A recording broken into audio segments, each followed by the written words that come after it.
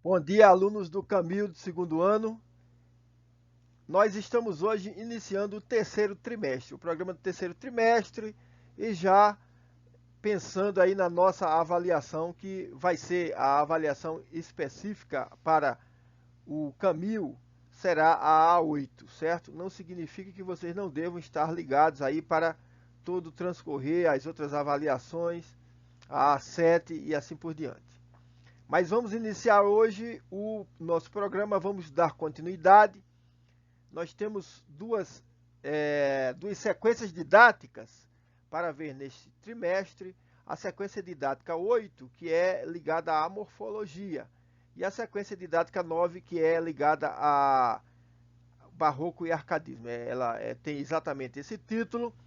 E nós vamos começar pela SD9, pegando o embalo aí das nossas últimas aulas, que foram as aulas relativas ao conteúdo de literatura, certo? Vamos pegar esse embalo e vimos nas últimas aulas o contexto ali do Renascimento, a produção de Gil Vicente, a produção de Luiz de Camões, e passamos aí pelo nosso quinhentismo com a literatura informativa sobre a terra e a literatura dos jesuítas. Aqui vamos continuar o nosso trajeto com barroco e arcadismo. E hoje, especificamente, o nosso objeto do conhecimento é o contexto social e histórico do barroco, o seu projeto estético, e já na demonstração, na prática, que é o que nós temos que saber bem, que é a análise de textos, vamos ver a poesia de Gregório de Matos, lírica, religiosa e satírica. Rapidamente, nós vamos passar por essas características aí, o contexto social e histórico do barroco. Nós tivemos o fortalecimento dos estados europeus, né, os reis ficando mais fortes em detrimento da nobreza e o rei se aliando com a burguesia para que financiava seus empreendimentos. Tivemos a expansão do comércio colonial. Quando estudarmos o poema de Gregório de Matos, vamos falar um pouquinho sobre isso. Nesse poema vai aparecer bastante as relações, né, entre metrópole e colônia, mas houve essa expansão. A implantação do capitalismo pelo mundo inteiro, óbvio, a partir das conquistas e do estabelecimento de colônias, cada metrópole europeia vai implantando o seu regime econômico. O regime econômico que está dando certo e que vai até passando por transformações nessa época, época de mercantilismo e tal, e suas decorrências. Houve o surgimento da ciência moderna, com, por exemplo, Galileu Galilei, que cria um método. Isso gera reação, obviamente, da igreja tradicional. Nós tivemos gente que foi queimada na fogueira por causa de ideias, né? E o Galileu Galilei é obrigado a passar o resto da sua vida calado, né? Sem poder se pronunciar publicamente. E houve a cisão na cristandade. Os católicos versus os protestantes. Isso repercutiu aqui no Brasil. Nós vamos, quando estudarmos o Padre Vieira na semana que vem, nós vamos ver isso mais detidamente. Vamos passar adiante, que tem muita coisa para ver. Nesse quadro aqui, vocês têm essa gravura. Este homem aí no meio, esse é um julgamento, o julgamento de Jordano Bruno, que foi foi uma pessoa que foi queimada, né, condenada pela Inquisição, pelo Tribunal do Santo Ofício.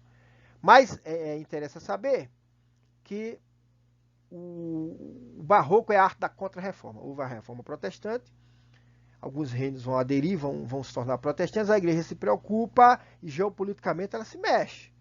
Tá? Então, em 1517, reforma protestante, em 1540, fundação da Companhia de Jesus. Seria o braço missionário da Igreja Católica, muito mais do que qualquer outra ordem. Houve outras ordens que também foram pelo mundo, mas a Companhia de Jesus foi criada especificamente para isso, para se espalhar pelo mundo e catequizar e evangelizar os povos do mundo inteiro. Tá? Eles iam junto com as caravelas, com os navios. De 1545 a 1563, nós tivemos o Concílio de Trento. E a Contra-Reforma, que não é assim, depois do Concílio de Trento, ela vai para e passo, né? Vai também.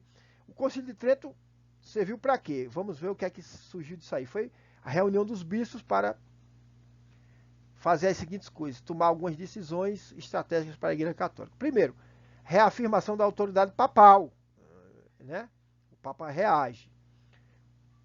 O restabelecimento da Inquisição, a chamada Santa Inquisição, ou Tribunal do Santo Ofício, para poder julgar, condenar os hereges nos domínios católicos, quem pensasse diferente, tivesse práticas religiosas diferentes, os judeus sobretudo, todo mundo que tivesse qualquer coisa desviante, comportamentos desviantes, comportamentos sexuais desviantes, ia para o julgamento e muitas vezes para a fogueira. Não vou dizer quase sempre, porque em termos de quantos foram julgados e o quanto foram, teria que fazer uma pesquisa um pouco mais aprofundada, mas muita gente foi condenada. E o estabelecimento do Index Librorum Prohibitorum, ou seja, o Index, uma relação de livros proibidos. Então, tudo que fosse publicado nos domínios, né,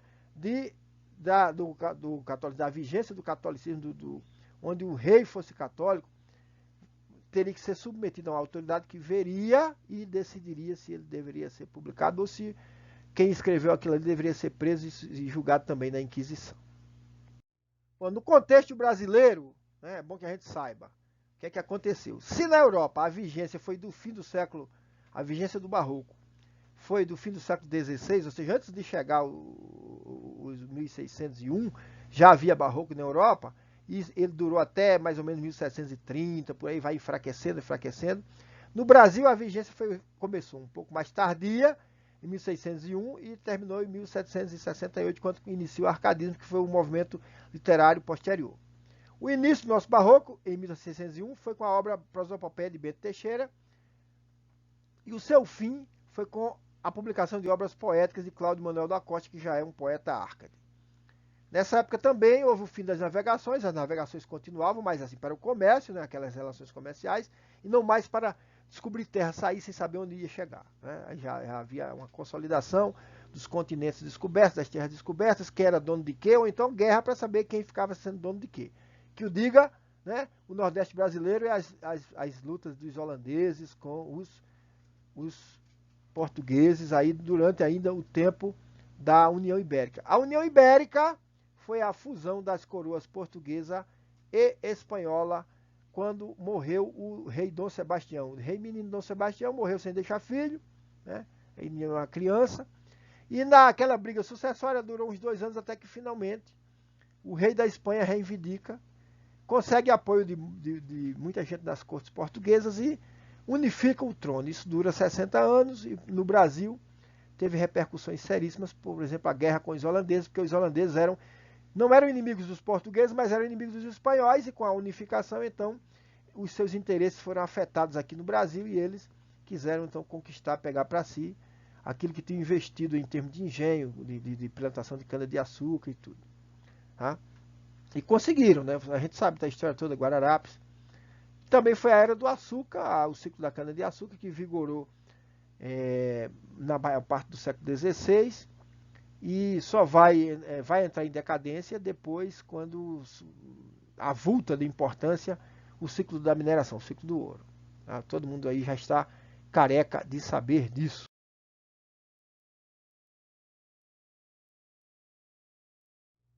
E aqui você tem o quadro comparativo entre o classicismo e o barroco, o classicismo que veio antes. O que é que vai caracterizar o classicismo? Por exemplo, o antropocentrismo. E o homem barroco vive o conflito, é o contrário, ele vive o conflito entre essa visão antropocêntrica e a teocêntrica. Ele quer voltar à Idade Média, mas quando ele vai voltar, ele não pode apagar todas aquelas conquistas intelectuais do antropocentrismo renascentista. Então ele fica dividido entre um e outro. Então vem daí o conflito. Se o classicismo vai ser equilíbrio, o barroco vai ser a oposição entre esse mundo material e o mundo espiritual. Certo? Então, daí nasce uma visão trágica da vida. Porque ele diz assim, eu quero gozar a vida, mas se eu gozar eu vou para o inferno. Como é que eu faço? Então ele fica nessa divisão aí.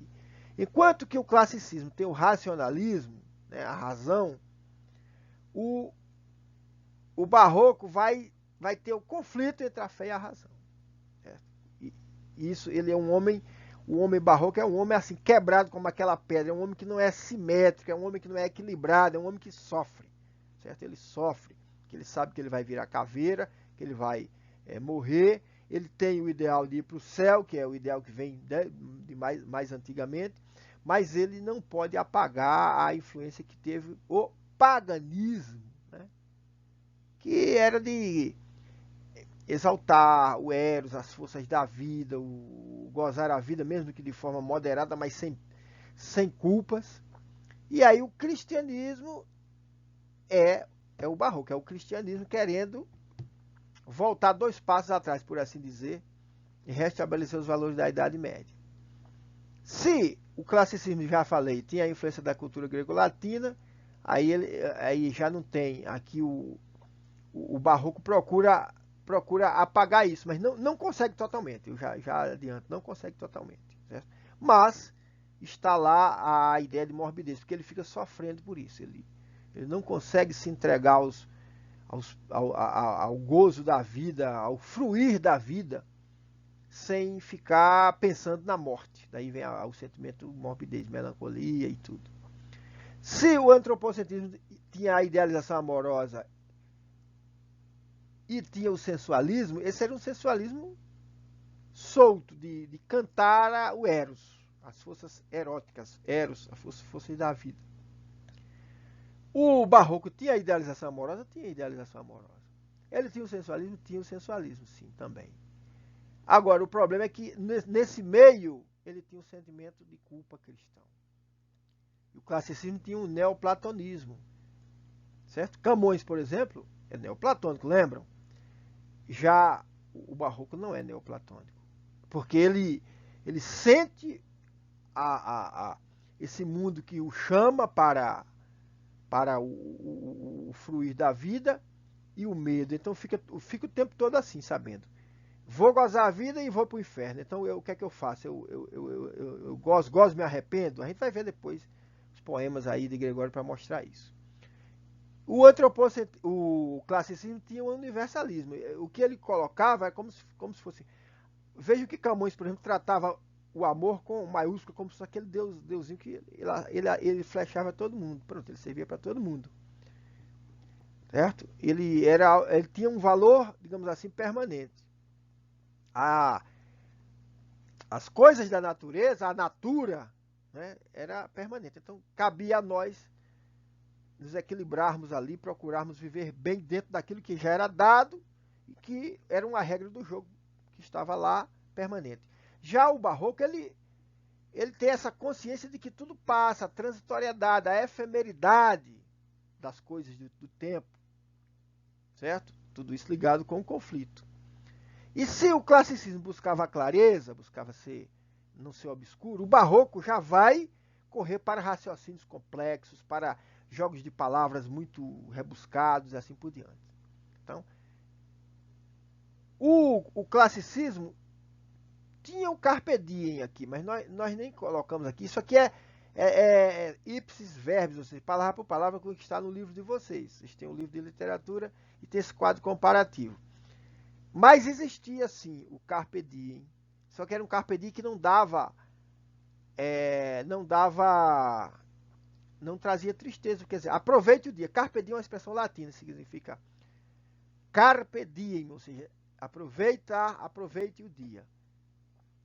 O carpe diem barroco é assim: meu Deus, eu tenho que aproveitar o dia, eu tenho que aproveitar isso, mas e depois? Ele fica naquela, ele causa sofrimento, certo? O barroco ele sabe que o mundo é atrativo, mas ele é cheio daquelas culpas que vêm da Idade Média e que na Contra-Reforma foram reafirmadas, né? Os dogmas católicos foram reafirmados. E ele fica nessa tensão, para lá e para cá. E fechamos o quadro comparativo, mostrando a questão da forma. Então, o classicismo buscou o equilíbrio formal, tinha o gosto pelo soneto e empregava a medida nova, que era o decassílabo, né, na poesia. O barroco, ao contrário, tem um gosto pelas inversões. Ao invés do equilíbrio formal, inversões, construções complexas, muitas metáforas, figuras como antíteses, paradoxo, metáfora, metonímia, um verdadeiro dicionário. Agora, interessantemente, tinha também o gosto pelo soneto e o emprego da medida nova. Depois que o soneto surge, ele nunca mais vai deixar de ser praticado. Em umas escolas mais, como o parnasianismo, em outras escolas menos, como o modernismo. Mas sempre, a primeira fase do modernismo, por exemplo. Mas sempre houve desde então e ainda está vigente o soneto. O barroco tem duas vertentes, certo? Uma vertente que é considerada cultista, outra conceptista. O que é o cultismo? Tem um jogo de palavras, preferência pela saturação de imagens e figuras de linguagem, metáforas, metonímios, invenções sintáticas, etc. Predomina nele a função emotiva, a linguagem. Na poesia, o grande representante aqui no Brasil foi Gregório de Matos. E ele fez muita descrição imagética que vai direcionar os sentidos de um leitor. Então, a presença constante do tema amoroso e sensual, a beleza da amada supera a dos elementos naturais. O conceptismo já é, ao invés de jogo de palavras, é jogo de ideias. Preferências por temas conceituais e pela argumentação em prosa. Predomínio da função apelativa, chamada conativa, de persuadir você, argumentativa. Então, quem quiser aprender a argumentar, leia os sermões de Antônio Vieira. Teve o foco também em silogismos, conceitos, definições e ideias. Abordou os temas por meio da investigação profunda do intelecto, da dialética, de colocar opiniões contrárias, de usar todos os jogos de raciocínio. Isso são as vertentes do barroco.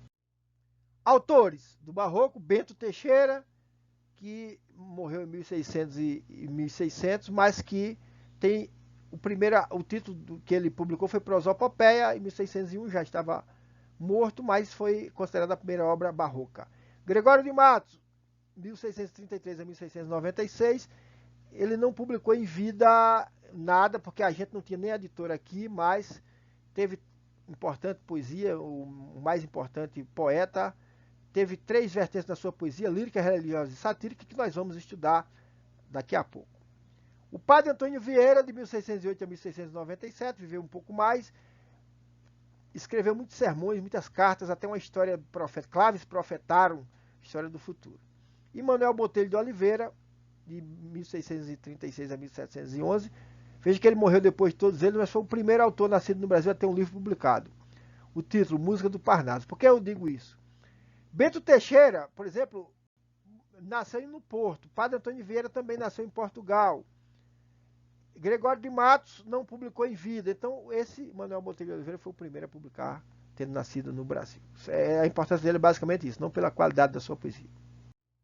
Eu vou ler agora um trecho do livro História Concisa da Literatura Brasileira, de Alfredo Bose, um dos maiores críticos que nós tivemos. Ele fala que no Brasil não houve barroco, de fato, porque não havia um sistema literário, como dizia Antônio Cândido. O sistema literário não estava consolidado no Brasil. O que nós tivemos foi ecos da poesia barroca na vida colonial, com Gregório de Matos, Botelho de Oliveira e as academias, que eram uma espécie de clubes de intelectuais, certo? Vamos ver isso mais no arcadismo. E B, houve no Brasil, como ecos do barroco, um estilo colonial barroco nas artes plásticas e na música. Mas isto só se tornou realidade cultural quando a exploração das minas permitiu o florescimento de núcleos como Vila Rica, Sabará, Mariana, São João del Rei, ou deu vida nova a velhas cidades, né, quinhentistas, como Salvador, Recife, Olinda e Rio de Janeiro. Ou seja, essas cidades de Minas, todas elas vão ser mais importantes literariamente no tempo do arcadismo. Mas o barroco de lá, o barroco foi o barroco das artes plásticas e da música. A mesma coisa para as outras cidades aí que eram mais antigas, certo? Bem entendido, né? Isso é importante para situar, porque houve um descompasso entre o barroco literário, que não foi muito forte, e o barroco das artes plásticas, que já foi um pouco mais forte. Então vamos apresentar aqui, em 3 minutos para cada um, poemas de Gregório de Matos, cada um de uma vertente dele. Então nós já falamos, ele teve a vertente lírica. Então um poema lírico dele, ele dedica a uma senhora, Dona Ângela, uma figura histórica, não sabemos se era quem era exatamente, mas a importância dela é só que ela deu nome. Veja que nós vamos colocar 3 poemas e todos têm o mesmo título. A alguém, né? Então diz aí o primeiro. O soneto, né? Soneto. Anjo no nome, angélica na cara. Isso é ser flor e anjo juntamente. Ser angélica flor e anjo florente. Em quem, senão em vós, se uniformara? Quem viram a tal flor que a não cortara, de verde pé, da rama florescente? E quem vira um anjo tão luzente, que por seu Deus o não idolatrara. Se, pois, como anjos sois dos meus altares, foreis o meu custódio e a minha guarda, livrara eu de diabólicos azares. Mas vejo que por bela e por galharda, posto que os anjos nunca dão pesares, sois anjo, que me tenta e não me guarda. Então, aí ele tem essa poesia lírico-amorosa e vai se dirigir a essa Ângela, e veja que o trocadilho que ele faz, o jogo de palavras, melhor dizendo, que ele faz com o nome Ângela, que é o nome da figura feminina louvada aí, né? Ângela, que lembra anjo, tem a mesma raiz, e angélica, porque é um adjetivo de anjo, né? Anjo no nome, angélica na cara. E aí ele vai pegar duas figuras para trabalhar com elas aí, a figura da flor e a figura do anjo, certo? E aí ele funde a mulher com anjo e flor nessas estruturas aqui, ó. Angélica, flor e florenta, ele vai fundir, ora um vira adjetivo, ora substantivo, né? Então, flor e anjo ao mesmo tempo. Uniformada, daí a palavra, ela é ao mesmo tempo, ela se uniforma, torna uma. Flor e anjo se tornam uma coisa só. Agora, veja que no segundo momento, que é o segundo quarteto, ele já começa um movimento contrário. Por quê? Anjo é uma coisa boa, flor também é uma coisa boa. Mas ele diz assim, mas, né? Assim, fica aí no ar.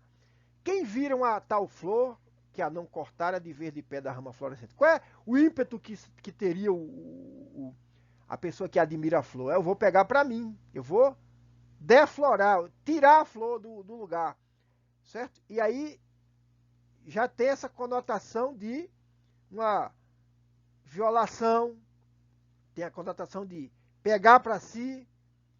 E quem vira um anjo tão luzente que por seu Deus o não idolatrara? Ou seja, quem vê um anjo tão bonito, termina idolatrando esse anjo. E idolatria, pessoal, é um pecado gravíssimo, né? Um pecado mortal. Então, ele fica naquela... Viu aquela que a gente já enfatizou bem? O barroco fica naquele conflito. Ele quer se lançar ao jogo amoroso, ao desfrute da vida, e ao mesmo tempo ele sabe que aquilo é errado por causa dos valores católicos. Então ele fica naquela. Cortar a flor vai terminar murchando. Idolatrar o anjo, eu vou para o inferno. Então fica no ar esse conflito. Aí ele joga esse movimento contrário, né? Primeiro louva, depois ele lança o perigo que existe nisso aí, e vai agora para os terceiros. E nos terceiros ele chega à conclusão, né? Se, pois, como anjo sois dos meus altares, quer dizer, para ele, é como se houvesse o altar, os altares dele, em todos eles existiria aquele anjo, o anjo que ele vai olhar, admirar e tudo que está, é ela. Né? Se você fosse o meu anjo da guarda, que é o custódio, que é o significado de custódio, e a minha guarda, livrara eu de diabólicos azares. Aí você me livraria, porque o anjo está aqui para nos ajudar e nos livrar do pecado. Mas ela, aí vem, ele fez a semeadura, né? Foi colocando, digamos, premissas, e agora ele vai dar a conclusão desse silogismo aí, né? Mas vejo que por bela, quer dizer, porque você é bela e por galharda, né? Todas aquelas qualidades de beleza e de apessoamento, a galhardia e tudo, aquele porte dela, uma vez que, posto que os anjos nunca dão pesares, o anjo deve dar sentimento bom, mas ela dá pesar porque ele fica perturbado, né? Então ele conclui, sois anjo, tudo bem, mas que me tenta e não me guarda, porque o anjo deveria guardá-lo, ser o anjo da guarda dele, mas ao contrário, o anjo age como se fosse um demônio, alguém que é capaz de puxá-lo para o pecado. Então esse é o conflito barroco aí nesse poema lírico amoroso de Gregório de Matos. Vejam como é muito bem construído, né? Muito bem construído. Ele joga com os dados de cultura da Igreja Católica, Deus, anjo, custódio, que é o anjo da guarda, flor, que é uma figura tradicional da poesia amorosa em todos os tempos, né? Desde o grego e vai para o sânscrito, aí para a Índia. Né? Ele pega tudo isso e arma uma espécie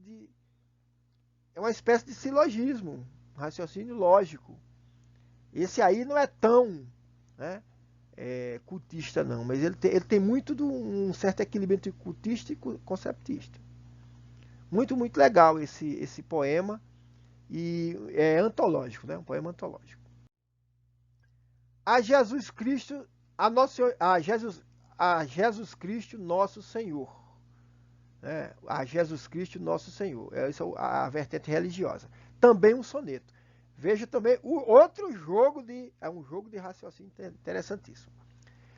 Vai o eu lírico. Pequei, Senhor, mas não porque hei pecado, da vossa alta clemência me despido. Antes, quanto mais tenho delinquido, vos tenho a perdoar mais empenhado. Se basta a vos irar tanto pecado, a abrandar-vos sobeja um só gemido, que a mesma culpa que vos há ofendido, vos tem para o perdão lisonjeado. Se uma ovelha perdida e já cobrada, glória tal e prazer tão repentino, vos deu, como afirmais na sacra história, eu sou, Senhor, a ovelha desgarrada, cobrai-a e não queirais, pastor divino, perder na vossa ovelha a vossa glória. Aí o jogo que ele faz aí, se dirigindo, é uma ousadia, porque é um ser humano que tem Jesus Cristo, diz assim, a Jesus Cristo nosso Senhor, e ele começa admitindo que pecou. Mas ele diz assim, ele usa esse pecado, né, que pela regra da igreja é aquilo que poderá levá-lo ao inferno, ele usa como se fosse um advogado, advogando para si mesmo, para obter do juiz divino, Jesus, obter o perdão. Porque ele diz assim, olha, vamos em palavras do dia a dia. Não é porque eu pequei, Senhor, que eu perdi o direito à vossa clemência, a vosso perdão.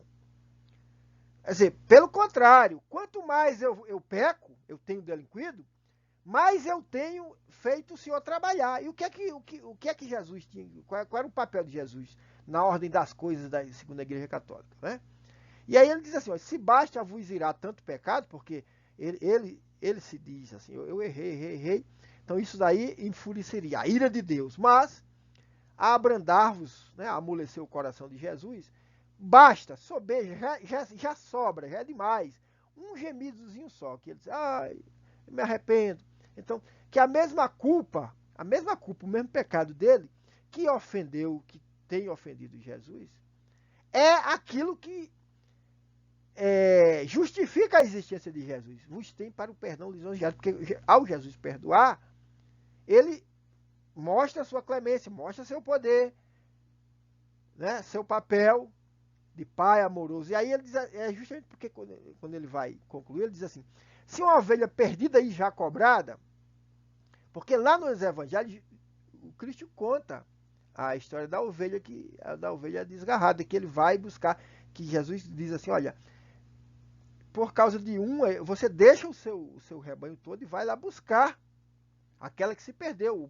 O bom pastor não deixa a ovelha ir embora, se perder de uma vez. Ele resgata essa ovelha. E aí, como Jesus usou essa parábola nos evangelhos, ele vai jogar isso como se fosse ousado. Diz assim, então faça isso. Se o senhor teve tanto prazer e nesse resgate da ovelha que o senhor contou, como afirmais na sacra história, e isso é uma alusão aos evangelhos, aí ele conclui, ele fez a semeadura, né, é uma técnica, né, do barroco. Você vai jogando tipo as sementes e agora, na conclusão, você colhe aquilo que você plantou nas estrofes anteriores. Eu sou, Senhor, a ovelha desgarrada. Cobrai-a, ou seja, venha me buscar, venha me resgatar do pecado. E não queirais, pastor divino, perder na vossa ovelha a vossa glória. Se o Senhor não me resgatar, o Senhor vai perder a vossa glória. Certo? Porque vai perder para o diabo vai vencer. O Senhor vai deixar? Então é aquela história do homem barroco. Ele tem o carpe diem, teve o carpe diem dele todo, E agora ele está dizendo, poxa, agora chegou a hora de eu me arrepender. E tem muita gente que faz esse jogo mental, isso é interessantíssimo, né? Porque na história dos fiéis, assim, o camarada quando pensa em fazer, ele diz assim, eu vou fazer, depois eu rezo não sei quantas Ave Maria, Pai Nosso, pronto. Então essa percepção ele teve do homem barroco, né? Do drama barroco. Muito interessante também esse. Vamos finalizar com um poema satírico, dos satíricos é um dos mais sérios, mais bem construídos. Até já foi musicado por Caetano Veloso. Eu recomendo que vocês procurem. Eu posso até colocar depois o link. É A Cidade da Bahia. Veja que Nosso Senhor Jesus Cristo, A Cidade da Bahia. Diz assim, também um soneto. Triste Bahia, ó quão dessemelhante estás e estou do nosso antigo estado. Pobre te vejo a ti, e tu a mim empenhado. Rica te vi eu já, tu a mim abundante. A ti trocou-te a máquina mercante, que em tua larga barra tem entrado. A mim foi me trocando e tem trocado tanto negócio e tanto negociante. Deste em dar, tanto açúcar excelente, pelas drogas inúteis que a abelhuda, simples aceitas do sagaz brichote. Oh, se quisera Deus que de repente, um dia amanheceras tão sisuda, que fora de algodão o teu capote. Então veja, o que é que você tem aí? Você tem uma sátira, porque ele vai criticar a Bahia. Mas ao criticar, ele faz uma coisa interessante, que não é comum, inclusive, em outras sátiras dele, em outros poemas satíricos dele. Ele se coloca na mesma condição do criticado. Então, há uma convergência de destinos, estados, seja de espírito, seja estados existenciais da Bahia, que era a terra que ele vivia. Quando fala Bahia, entenda-se Salvador, né? A cidade de Salvador, onde ele viveu a maior parte da vida ali no Brasil. E ele vai dizer assim, tudo que acontece com ela, aconteceu com ele, acontecia com ela e aconteceu com ele, e o infortúnio que veio depois com ela, veio. No passado, eles estavam na boa, certo? E hoje, eles estão na pior. Porque ele diz assim, pobre te vejo a ti, presente. O presente é aí do enunciado, da enunciação. E tu vês a mim empenhado. A Bahia, ele vê a Bahia pobre e a Bahia o vê empenhado. Empenhado é o quê? Cheio de empenho, cheio de coisa para pagar, endividado. Aí ele vai para o passado. Nostalgicamente ele vai. Rica, veja a oposição aqui, olha o jogo de contraste do barroco aqui, né? Essas antíteses lá. Pobre, rica. Empenhado, vai ser o que? O contrário, abundante. Abundante é cheio de coisas, tendo coisas em abundância, tendo posses em abundância. Então, ele já viu a Bahia rica e a Bahia já o viu cheio de coisas, cheio de posses. Isso era o passado. E o presente é, no verso anterior, pobre e vejativo. Então, os dois perderam aquela condição boa e estão numa condição desfavorável. Aí ele vai, no segundo quarteto, explicar o que é que aconteceu, né? De cada um. A ti, então tem esse a ti e a mim, sempre esse jogo, a ti e a mim, tá? Passo a passo. A ti trocou-te a máquina mercante, aquelas relações comerciais da Bahia, porque o monopólio do comércio, o sistema colonial, a Bahia vai, coloca seu açúcar, vende seu açúcar. E o que é que a Bahia adquire? Adquire bugiganga, adquire artigos mais caros, mas que não tem realmente, né? Não a deixaram melhor. Então ela foi trocada pela máquina mercante. Ele diz assim, a ti trocou-te a máquina mercante, quem tua larga barra tem, quem conhece a Bahia sabe que tem Farol da Barra, tem a Barra lá, né? Que realmente bem alta, né? bem larga, né? Dá para passar navio à vontade. E a ele, o que é que aconteceu? Foi me trocando e tem trocado, ou seja, nessas negociações, nesses câmbios, tanto negócio, tudo que ele foi fazendo negócio, e tanto negociante. Ele foi perdendo nessas trocas, nessas relações, ele foi se dando mal, por assim dizer, né? Tendo um resultado desfavorável. Então ele vai junto com a Bahia. Ti a mim. Né? Veja até o paralelismo. A ti a mim. Trocou-te, foi me trocando. E assim por diante. Isso é para dizer que o que ele critica da Bahia serve para ele. E aí ele diz assim, você terminou se metendo, né? Ou seja, deste em dar tanto açúcar excelente, que era o açúcar produzido aqui no Brasil, né? Como tinha em Pernambuco, tem os engenhos e tudo, na Bahia também. Deste em dar tanto açúcar excelente, o açúcar era uma riqueza muito cobiçada no comércio internacional da época, pelas drogas inúteis, certo? Então, eram o que são drogas inúteis? Que abelhudas simples aceitas do sagaz Brichote. Os simples são as drogas também, né? Para os remédios. Aquilo que era adquirido de fora não tinha tanto valor para ele. Ele diz isso. E que não gerou riqueza maior para a Bahia saiu perdendo nessa troca. Porque o açúcar gerou muito mais riqueza para quem o comprou aqui baratinho, né? E o Brichote é uma corruptela de British, inglês, britânico. Mas que não está falando do inglês em si, mas de qualquer estrangeiro. E, na verdade, o estrangeiro era o português. Ou quem fazia comércio em nome do português, quem recebia a permissão para negociar aqui, era tudo pelo português. É o estrangeiro, é o que vem de fora, é o que leva a nossa riqueza. E se a gente pensar bem, ainda é uma relação, dá o aço bruto e recebe chip, recebe outras coisas que tem muito mais valor. E nesse comércio a gente só acha que está bem e vai só perpetuando o nosso atraso relativo, né? Isso que ele vai dizer.